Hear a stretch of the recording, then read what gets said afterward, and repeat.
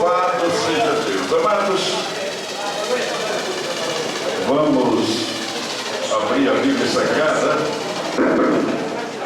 no livro de Apocalipse, capítulo de número 1.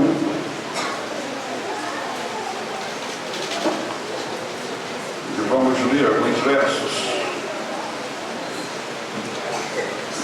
da introdução que João faz ao livro de Apocalipse. Apocalipse, capítulo de número 1.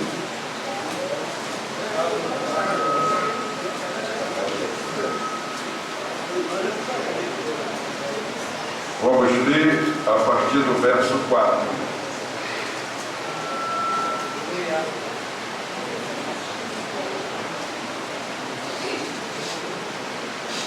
João, às 7 igrejas que estão na Ásia, graça e paz seja convosco da parte daquele que é, e que era, e que há de vir, e dos 7 Espíritos que estão diante do seu trono, e da parte de Jesus Cristo, que é a fiel testemunha, o primogênito dos mortos e o príncipe dos reis da terra, aquele que nos ama e em seu sangue nos lavou dos nossos pecados e nos fez reis e sacerdotes para Deus e seu Pai. Aleluia! A Ele glória e poder para todos sempre. E todos dizem amém. Amém. Louvado seja Deus.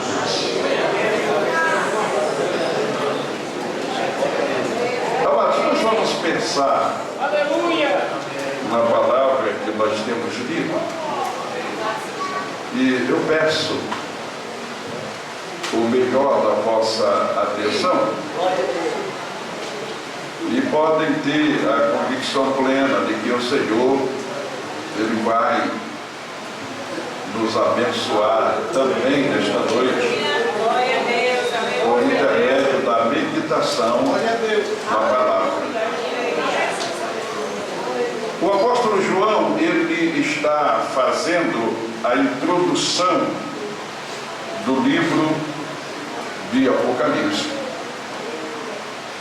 E nessa introdução, ele, nos versos que li, ele está identificando a origem de sua mensagem. Ele vai escrever cartas conforme a orientação do Senhor e vai enviá-las às 7 igrejas da Ásia Menor que foram determinadas pelo Senhor.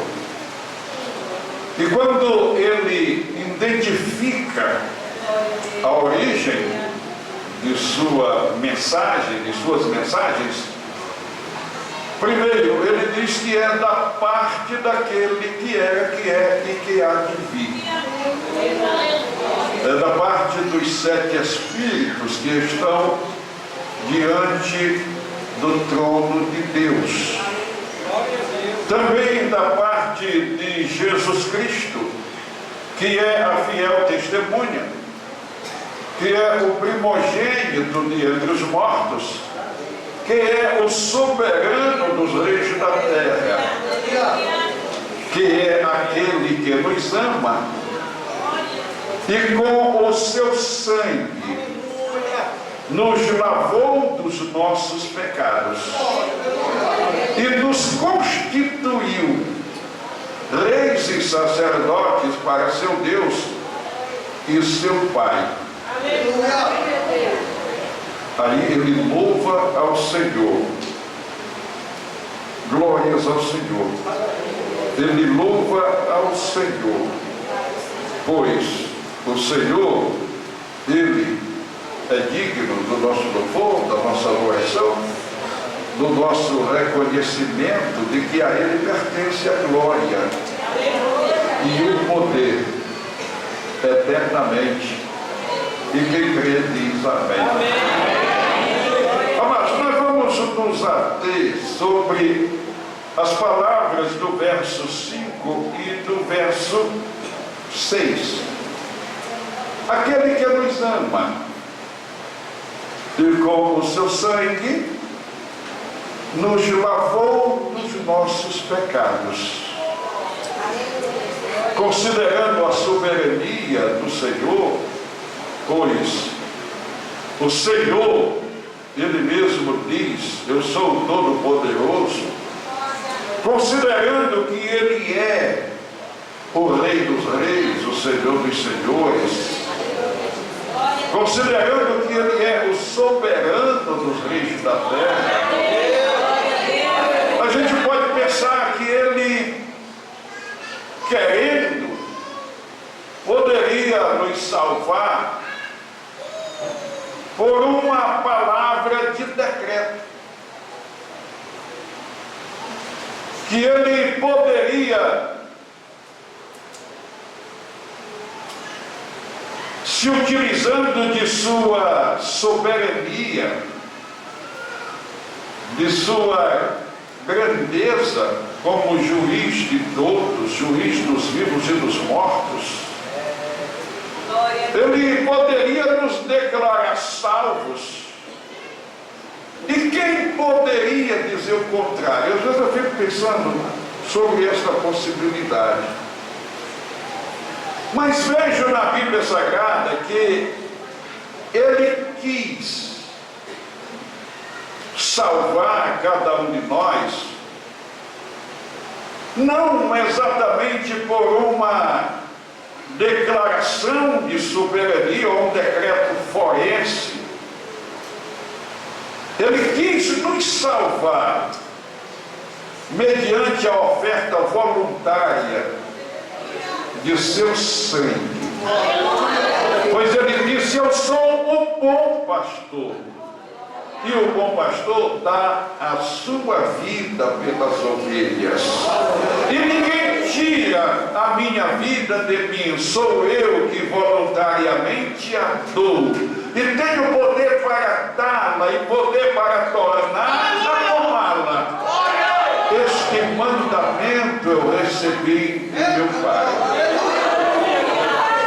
Lembrando palavras de Paulo aos irmãos colossenses, a partir do verso 19 do capítulo de número 1, Paulo, ele declara que o Pai, através do sacrifício do seu Filho, reconciliou consigo mesmo todas as coisas. E Paulo dá detalhes, dizendo que foi pelo sacrifício de sua carne, o sacrifício de seu corpo. O autor dos Hebreus também fala, e no capítulo 2 e no verso 5, o autor, no verso 15, o autor dos Hebreus fala que o Senhor, através de sua morte, aniquilou aquele que tinha o império da morte, a saber, Satanás. Ainda o autor aos Hebreus, no capítulo 9 e no verso 26, ele faz a afirmação de que o Senhor, pelo seu sangue, ele aniquilou o pecado. Então, é muito correto dizer que o Senhor, através de sua morte, de seu sangue derramado, Ele aniquilou o pecado, Ele aniquilou a morte e aniquilou o diabo e nos deu vitória.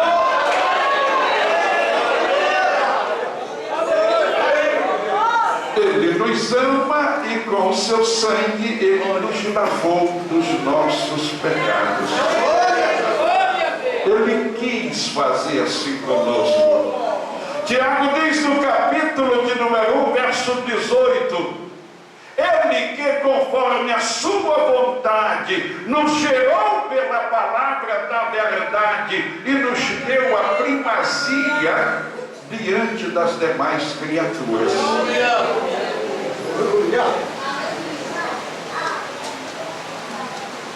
E nas palavras de João, ainda em Apocalipse, Ele nos ama, com o seu sangue Ele nos lavou de nossos pecados.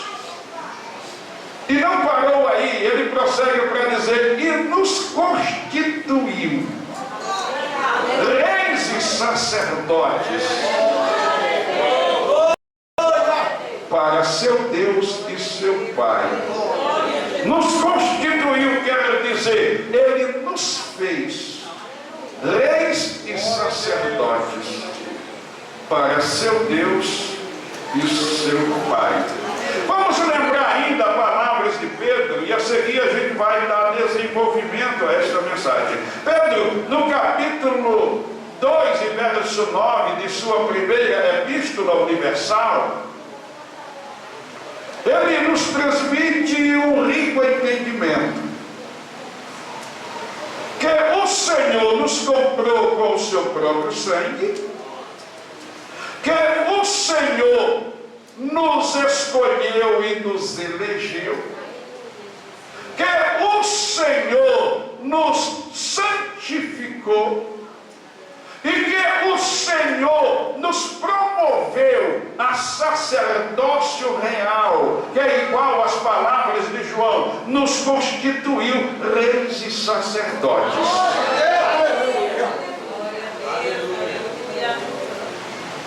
E eu fico pensando nos feitos do Senhor,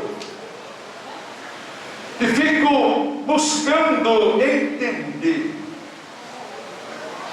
como Deus nos honra, como Deus nos ama, como Ele fez por nós o que jamais merecíamos, como Ele nos deu um privilégio inefável, grandioso, que a linguagem humana não pode descrever. Então nós somos alvo dos benefícios de Deus, do amor de Deus. Agora, entendamos, quando Pedro diz que o Senhor fez tudo isso por nós, ele também afirma que ele nos deu uma missão, para que anuncieis as virtudes daquele que vos chamou das trevas para a sua maravilhosa luz. Vamos avançar um pouco mais neste entendimento e vamos considerar também palavras de Paulo, quando ele discursa perante os presbíteros da Ásia Menor, notadamente da igreja de Éfeso. Ele está na cidade de Mileto, e quero que os amados pensem comigo para que entendamos um pouco. É que Paulo, ele estava se despedindo da Ásia Menor, ele estava vindo da Europa para Jerusalém, e ele marca um encontro em Mileto, uma cidade da Ásia Menor, para que lá ele possa discursar para os obreiros que serviam na cidade de Éfeso. O discurso de Paulo tinha muitos motivos, e o motivo principal para ele é que era a despedida. Paulo estava indo para Jerusalém na certeza plena de que nunca mais voltaria para a Ásia Menor. Então era a última oportunidade para o último discurso, para ver aqueles irmãos em uma reunião face a face e poder transmitir a eles uma mensagem de Deus. Tanto é que na introdução de seu discurso ele diz: porque vocês, por onde passei pregando o reino de Deus, nunca mais vocês verão o meu rosto. Porque eu estou indo para Jerusalém e a certeza que tenho é só uma, é que de cidade em cidade por onde tenho passado, eu tenho tido visões e ouvido a voz de Deus dizendo que em Jerusalém me aguardam prisões e muitas aflições. estava indo para Jerusalém, se despedindo da Ásia Menor, para nunca mais voltar. Na Ásia Menor, Paulo havia fundado muitas igrejas e havia revolucionado a Ásia Menor. Só uma amostra da revolução que Paulo produziu na Ásia Menor pela pregação do Evangelho é o fato de que as indústrias que fabricavam imagens e outros objetos de idolatria foram à falência. A Bíblia conta que um cidadão chamado Demétrios, ele movimentou uma grande multidão na cidade de Éfeso para sensibilizar as autoridades romanas, para que as autoridades proibissem Paulo e seus amigos de pregar. Por quê? Porque Diana, a grande deusa, estava caindo em descrédito. Ninguém comprava mais os objetos de adoração, então ninguém mais vendia e não adiantava fabricar.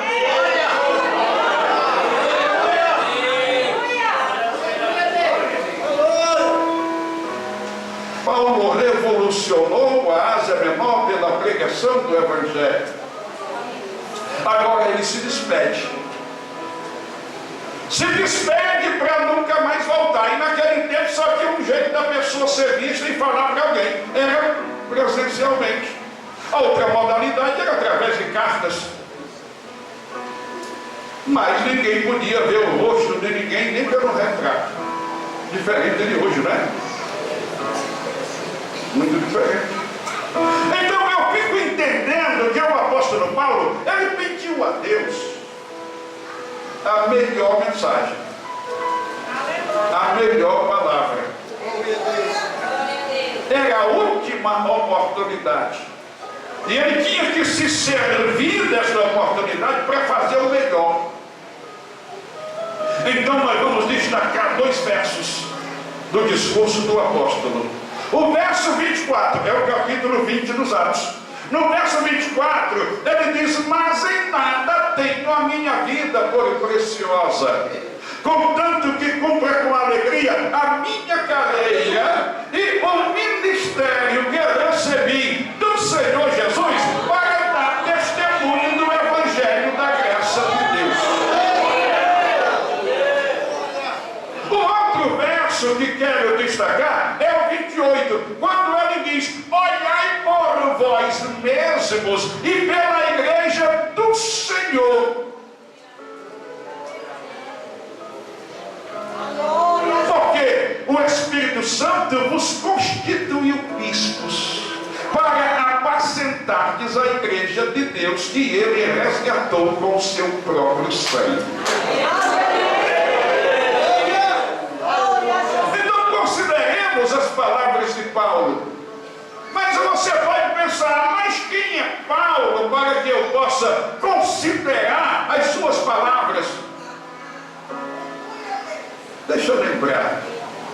Paulo, ele se identifica assim: eu sou judeu de nascimento, da tribo de Benjamim, circuncidado ao 8º dia, formado aos pés de Gamaliel, fariseu de fariseu, e ultrapassava os da minha idade em conhecimento e em zelo na prática do judaísmo. Zeloso pela lei, perseguidor da igreja. É a primeira identificação de Paulo. Agora, ele tinha uma qualidade antes da conversão que foi mantida após a conversão. Qual a qualidade? Ele era um homem resoluto, ele era uma pessoa muito disposta no que fazia. Como perseguidor, no testemunho de Lucas, é que ele respirava ameaças e mortes contra a igreja. Então, como pregador do Evangelho, como missionário, como servo de Deus, ele continua assim resoluto.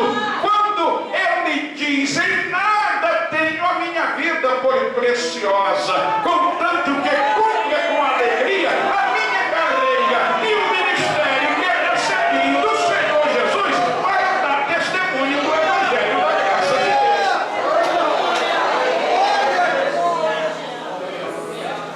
Mas vamos pensar ainda alguns segundos sobre a grande mudança que ocorreu na vida de Saulo.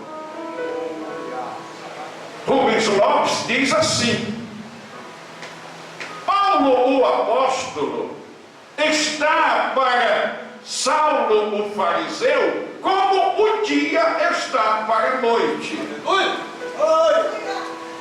Pois a sua conversão foi radical e instantânea. A larva que se metamorfoseia em borboleta, ou o punhado de areia que se converte no soberbo vitral, são contrastes inexpressivos diante da mudança que aconteceu na vida de Saulo. Saulo ia no caminho de Damasco para perseguir crente. Quem evangelizou Saulo? Nenhum apóstolo, nenhum irmão, nenhuma irmã teve tal ousadia. Quem evangelizou Saulo? O Cristo ressurreto e glorificado. O Senhor foi ao encontro dele no caminho de Damasco. A história vocês conhecem. E vamos acelerar um pouco e vamos lembrar que ele, quando chegou em Damasco, guiado pelos companheiros, pois havia perdido a visão, ele foi recolhido em uma casa e ficou orando. E ele teve a visão da parte de Deus, que um homem chamado Ananias chegava e fazia uma oração por ele, e ele tinha a visão restaurada e era cheio do Espírito Santo.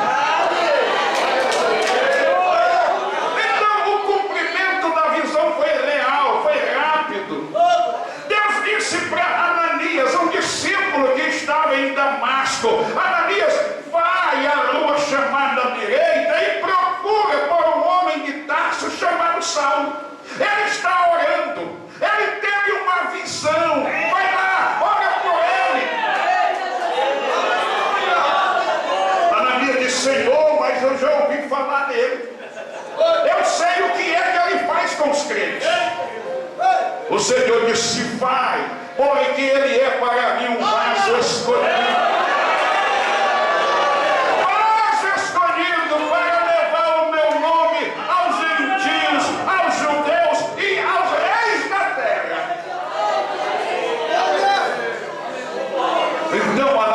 Foi.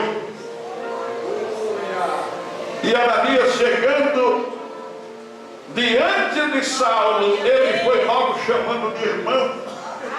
Irmão Saulo, o Senhor Jesus, que te encontrou no caminho de Damasco, enviou-me para orar por ti, para que a tua visão seja restaurada e tu sejas cheio do Espírito Santo. Fazendo clamor, e Paulo começou a enxergar e começou a falar em línguas estranhas e começou a profetizar, foi cheio do Espírito Santo.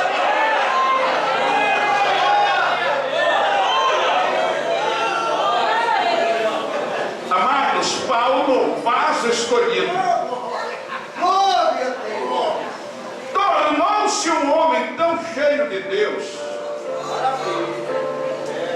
que você pode encontrar no desenvolvimento do ministério daquele apóstolo a presença de todos os dons espirituais. Também tinha da parte de Deus todos os dons ministeriais.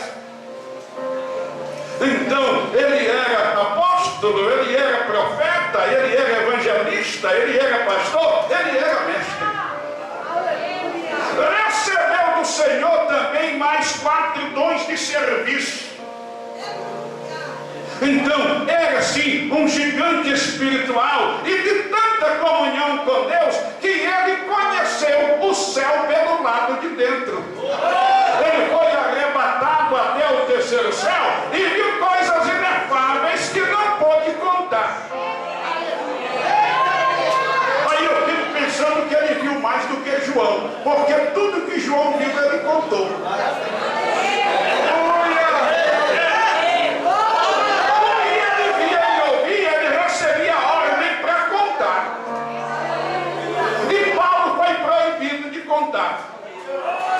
Aí a gente canta, mas metade da glória celeste jamais se contou ao mortal. Aí, mas eu fico pensando que exatamente por esta profunda comunhão e este profundo conhecimento do céu,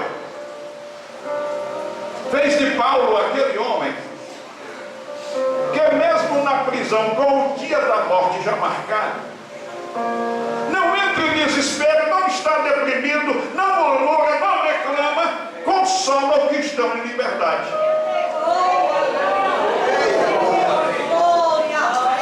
Não observaram que Paulo preso escreve consolando quem está em liberdade? Consolando, confortando, animando, alentando. Isso não é natural, gente. Isso não é normal para um ser humano. Ele fazia isso porque ele estava cheio de Deus e conhecia o céu pelo lado de dentro.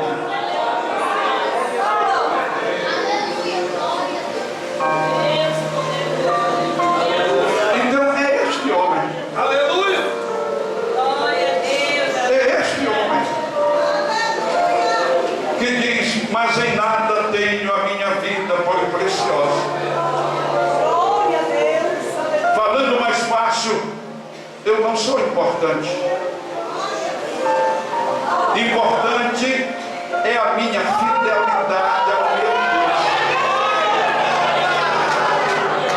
Eu não sou importante. O importante é o que eu preciso fazer para Ele.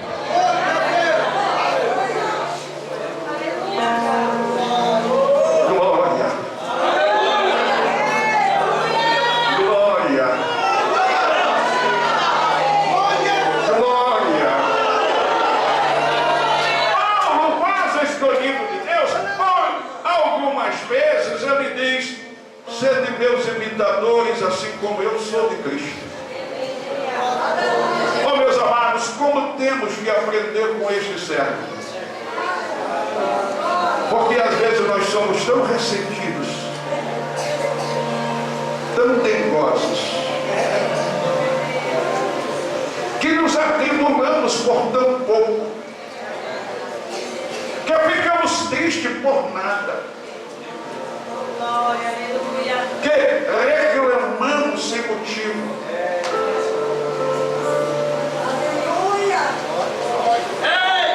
E esse homem de tanta comunhão com Deus,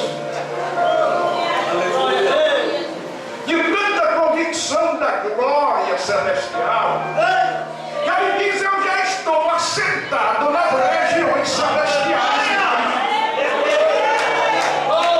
A tribulação é leve, passa logo, a glória é pesada e dura eternamente.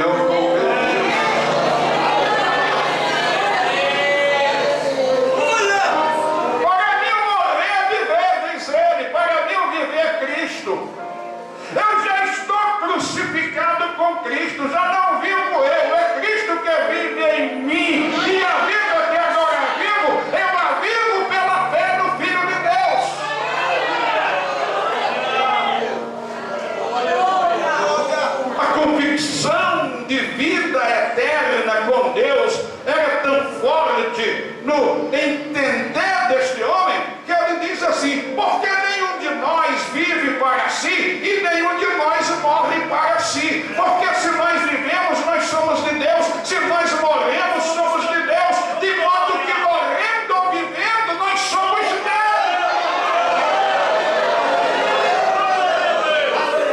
Aí apresenta o grande fundamento. Foi para esta finalidade que Cristo morreu e ressuscitou, para ser Senhor dos mortos e dos vivos.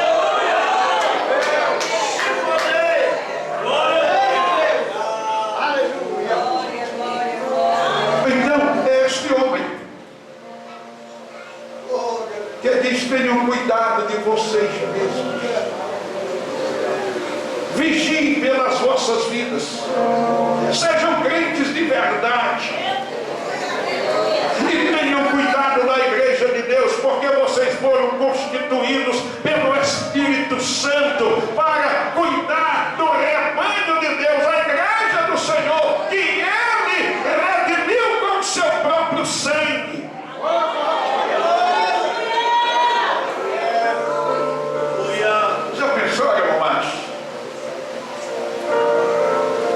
Na grandeza da nossa missão? Já pensaram na grandeza do privilégio? Vamos pensar aqui um minutinho. Meu Deus, o Senhor nos constituiu, o Senhor nos escolheu.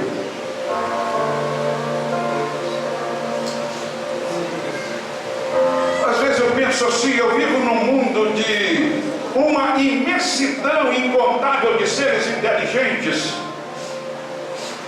Seres humanos e seres celestiais se constituem numa imensidão que não se pode contar. E no meio desta multidão incontável, o Senhor me encontrar. Como quem encontra um grão de areia em uma serra elevada, em uma duna elevada.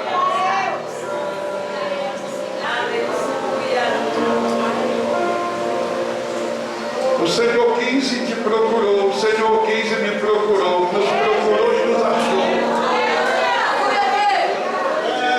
Nos lavou do seu próprio sangue e nos constituiu.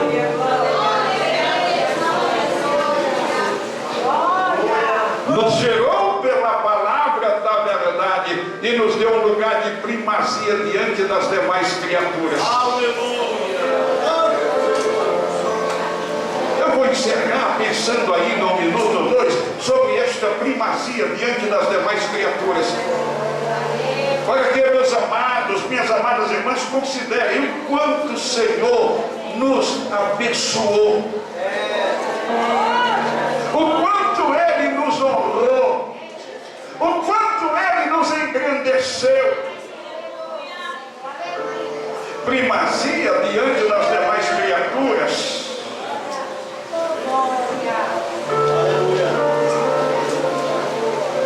Vocês sabiam que a Bíblia diz que nunca Deus chamou um anjo de filho? É o autor dos Hebreus que afirma: Deus nunca chamou um anjo de filho, mas eu e você somos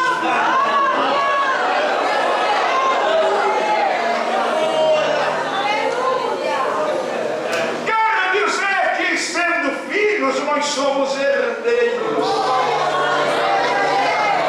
E como Paulo afirma aos irmãos romanos, herdeiros de Deus e co-herdeiros juntamente com Cristo. Já recebemos o penhor da glória, a garantia da herança incorruptível no céu. E quem é este penhor? Quem é este fiador? Quem é este garantidor? É o Espírito Santo que em nós habita. Ele é o céu de Deus para o dia da redenção.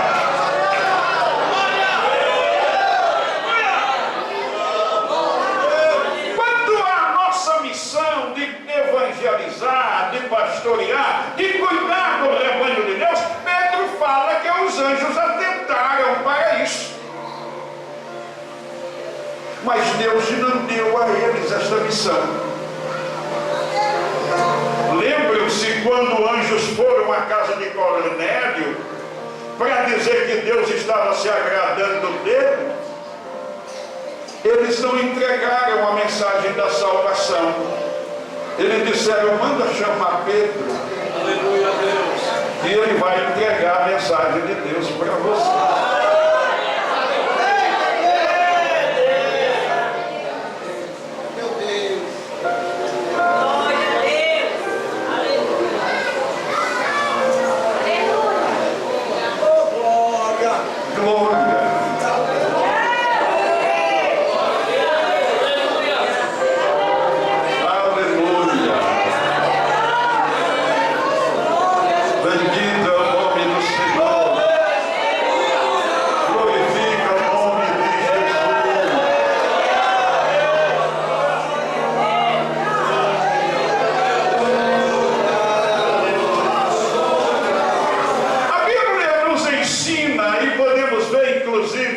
Nas palavras de Cristo, que nós haveremos de reinar com Ele. Quando Pedro diz que fomos promovidos a sacerdócio real, quando João diz que fomos constituídos reis e sacerdotes, os apóstolos estão falando de serviço sagrado, mas também do direito que temos de reinar com o Senhor. E o próprio Senhor, ele diz assim: aquele que vencer, conceder-lhe-ei o direito de assentar-se comigo no meu trono, assim como eu venci e assentei-me no trono de meu Pai. Os seres celestiais voam ao redor do trono, mas eles não se assentam no trono. Mas o cristão vencedor vai se assentar.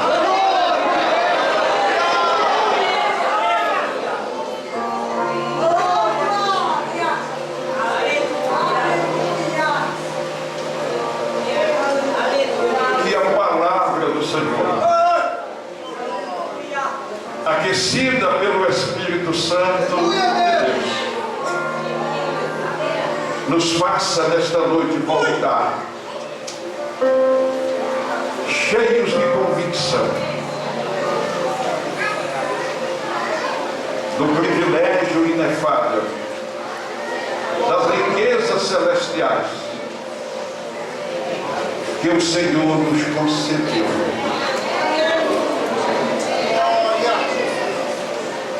e da glória infinita que Ele nos prometeu,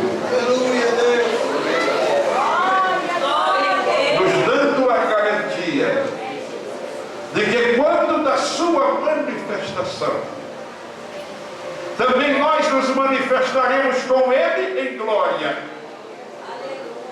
E como diz o apóstolo João, seremos semelhantes a Ele.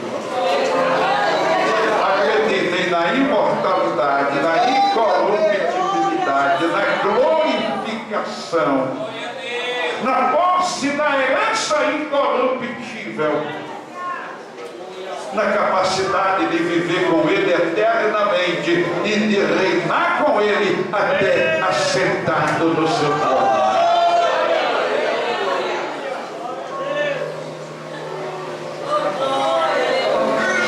Encerro a pregação. Quero só fazer uma oração com vocês. Por favor, fica de pé.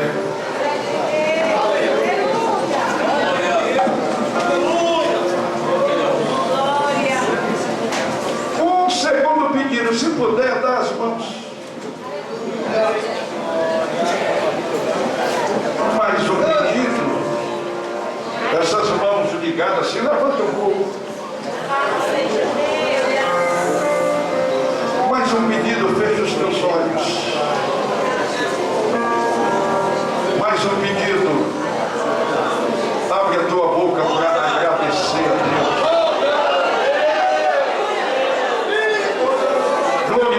Senhor que te ama,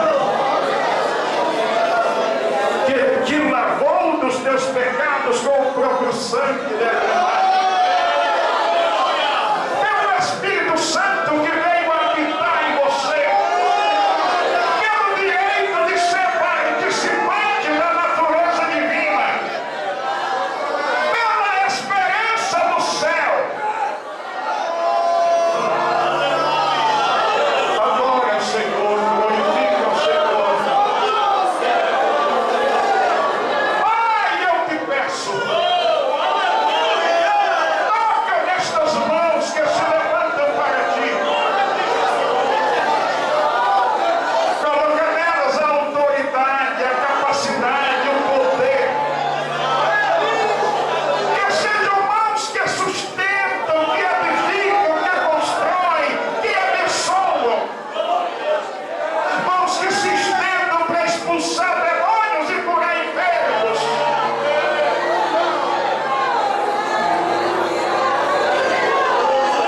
Receba a graça de Deus, a